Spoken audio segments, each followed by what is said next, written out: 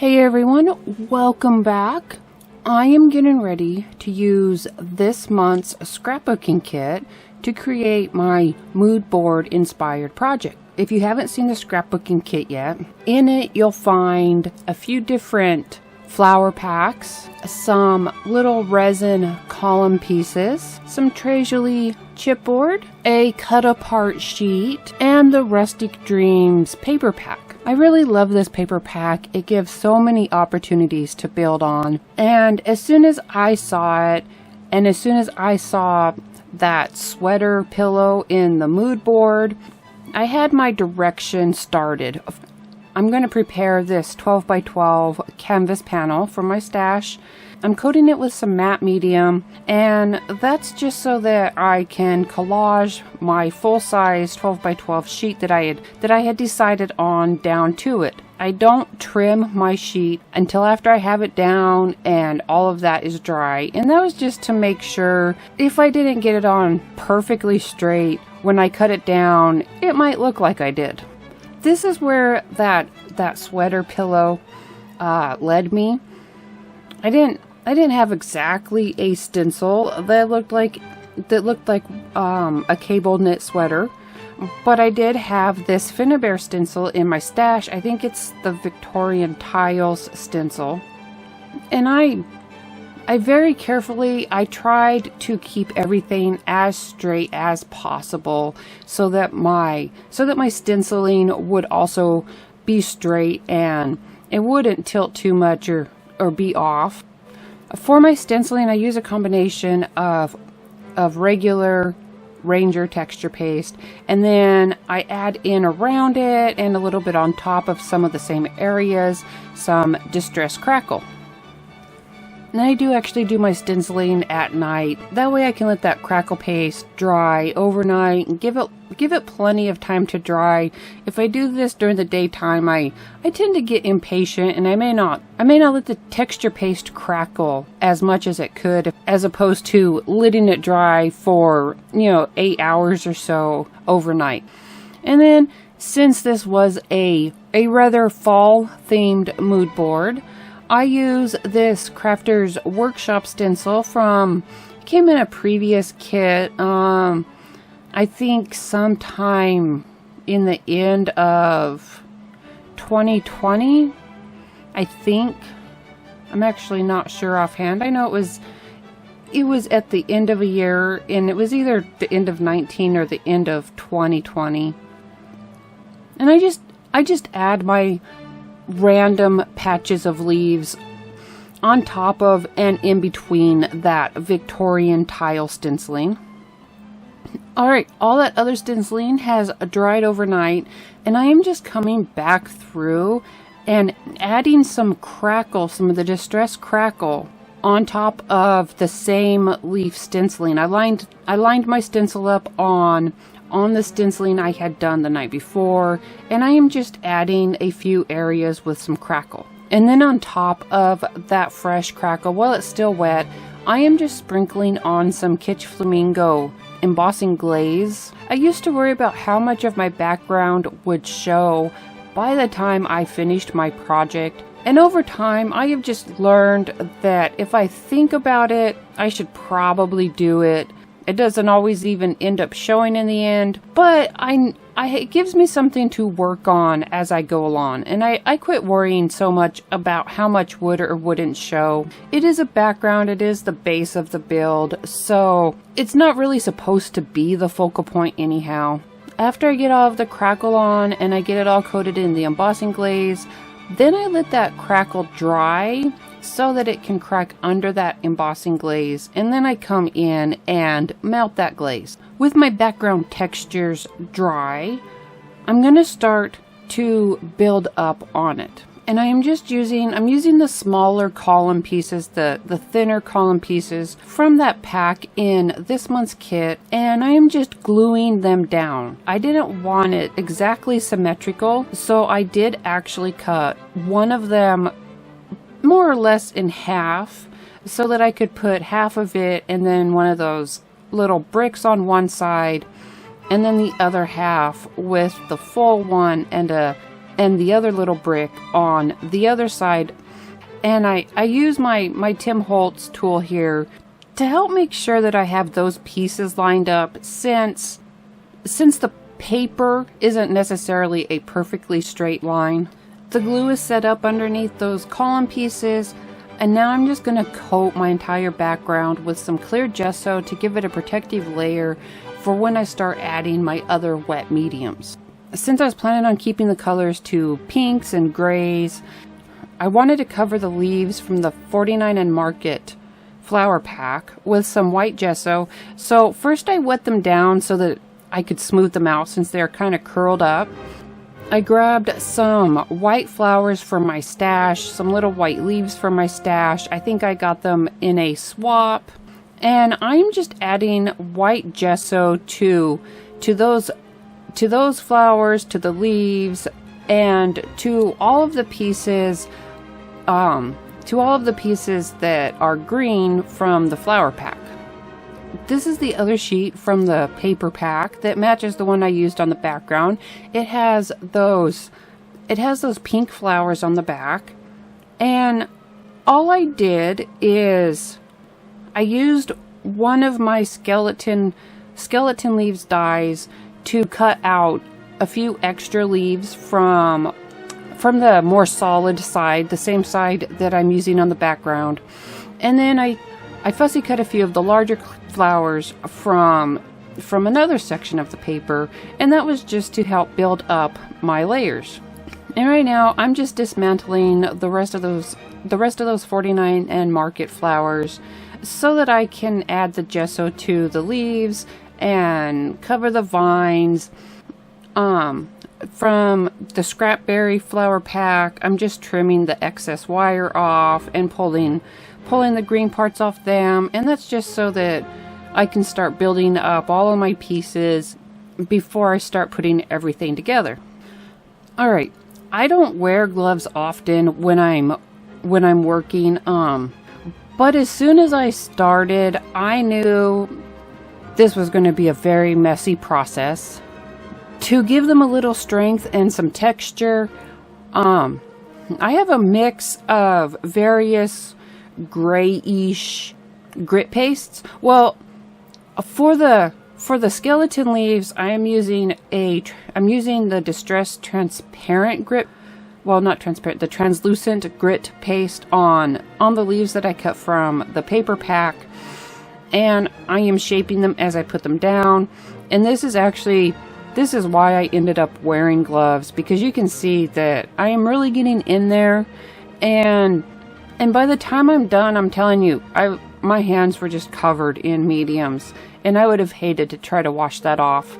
You can see I'm being as gentle as I can with this paper. It's wet, it's coated, but I am using this opportunity while it's wet, while I have it covered in texture paste, to place it and to shape it so that it will dry shaped, and so that those leaves will not be flat anymore. I am also using that same translucent texture paste on those fussy cut flowers so that I can kind of give them a little bit of shape, a little bit of protection for when the other mediums come in, and placing them down on the board. This texture paste doesn't necessarily hold everything in place perfectly, but it does give me an opportunity to see how things are going to be, and then after the texture paste is dry, I can come back and add any extra adhesive that I need to. On these leaf pieces from the 49 and Market flower pack, I mixed in some white gesso with some of that translucent grit texture paste and watered it down, and then just spread it on, really just to make sure that the green was well covered. And I am doing the same thing with those leaves and those other green pieces that I hadn't put gesso on yet. I figured since I already had this mess going, I might as well just take advantage of it, and I added an extra layer to those white roses, and then added my mixture to the pieces that still needed to be coated. And then, since I didn't know where all of these pieces were going to be yet, I just cleared off a spot on my mat so that after they were coated, I could set them up to dry. With all of that dry, I am going to start trying to build up some more color on my background. I have some Tattered Rose Distress Oxide in my tray. I'm using 3D gel to hold down any of the pieces that needed the extra adhesion. And then for some variations in the pink, I am using the Kitsch Flamingo Distress Crayon. I also have the Cocktail Party Distress Crayon that has the mica in it. It's from this year's holiday distress set. And then for these small flowers that I had popped off their stems, I am soaking them in some of the Cocktail Party distress mica spray.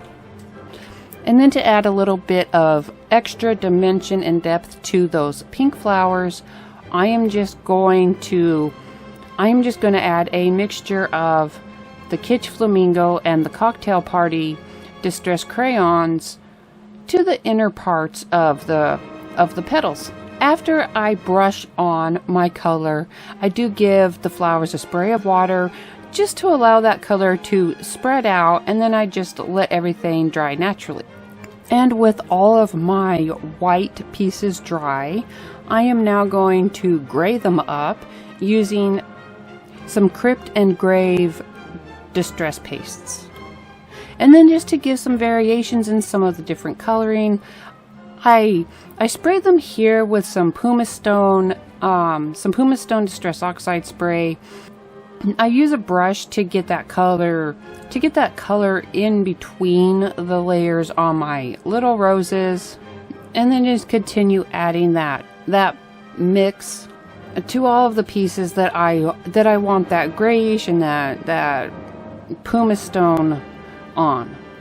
And after I have everything coated with those two texture pastes and that Pumice Stone, I was looking at it and I decided I needed to gray it up a little bit more. The Pumice Stone was a little too tan, so I sprayed it with a mix of some weathered wood and some hickory smoke.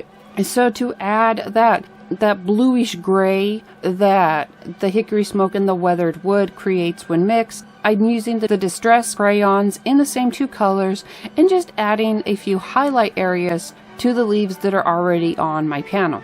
And with that done, it is now just time for my flower placement.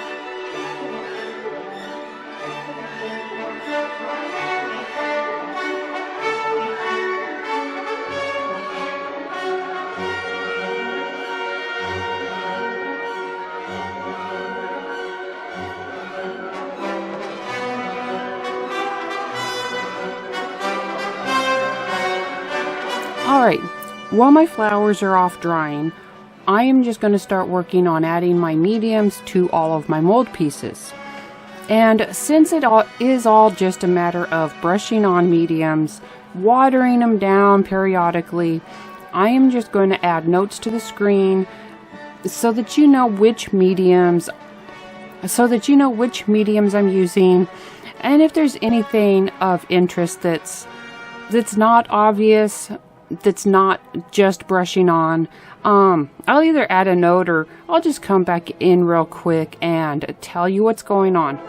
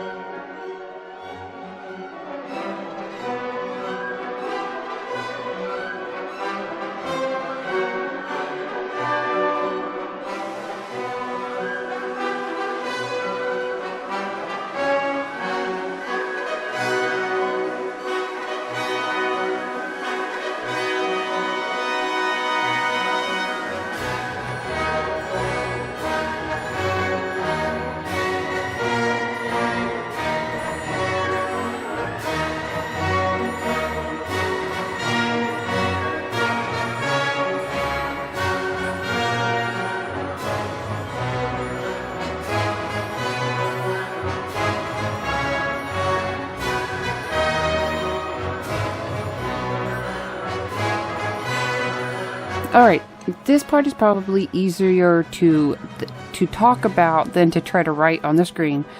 I have some Payne's Gray watercolor, and I wanted to make sure that it went underneath everything. So I just mixed it up with the bit of water that was left in my spray bottle. And then I just used a little dropper, a little disposable dropper, so that I could squirt it in underneath everything and then let it run out. And I did mix in a little bit of the Finnabair liquid color fluid medium. That way the watercolor mix, that Payne's Gray watercolor mix, after it was dry, it would stay permanent. It wouldn't be water reactive the way watercolors remain until they're sealed. And I just kept working it on, and I would dry it a little bit, re-wet anything that I wanted to make a little more runny, and just moved everything around until it got to where I was happy with it. For areas that I wanted darker, I either mixed up a little more concentrated in my palette, or just directly on my nonstick mat, brushed it on where I wanted it, sprayed water on it if I needed it spread out. It was really all just a matter of continually to play around with that Payne's Gray until I got the shading I wanted. All of these pieces are from a Finnabair mold, and I mixed some white gesso with some tattered rose to use as the base coat, and then I come in with some Kitsch Flamingo paint and color them up there. And after that's dry, I use my 3D gel to adhere them and give them a thin coating of crackle paint.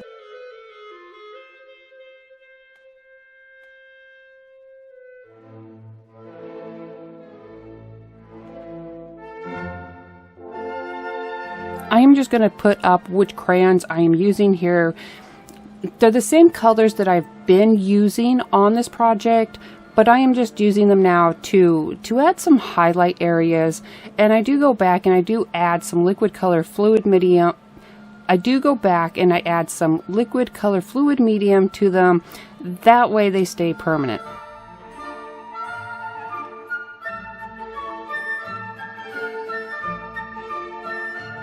I came in here and I decided I wanted to add a few touches of the Finnabair Pixie Effect Paste. It has the pink in it to go with what I have, but it also has that nice contrast of that light tealish color in there.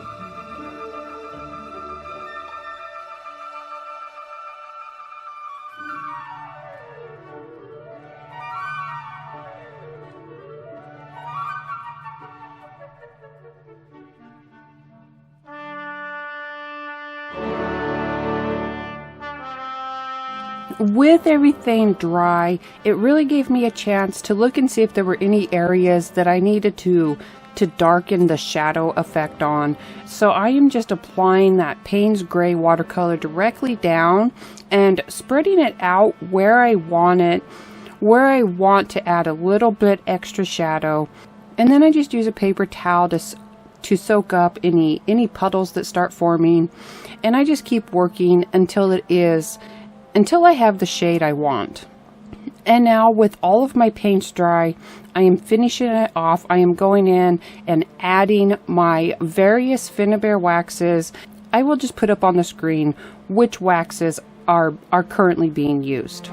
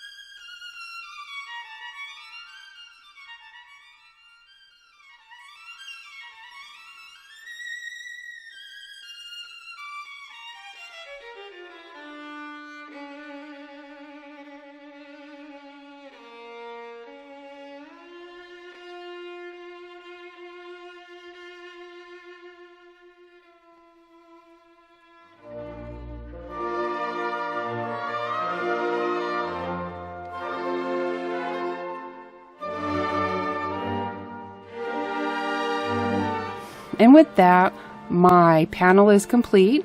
I am going to let it sit and make sure that all of the moisture is out, that there's no moisture built up in the canvas panel.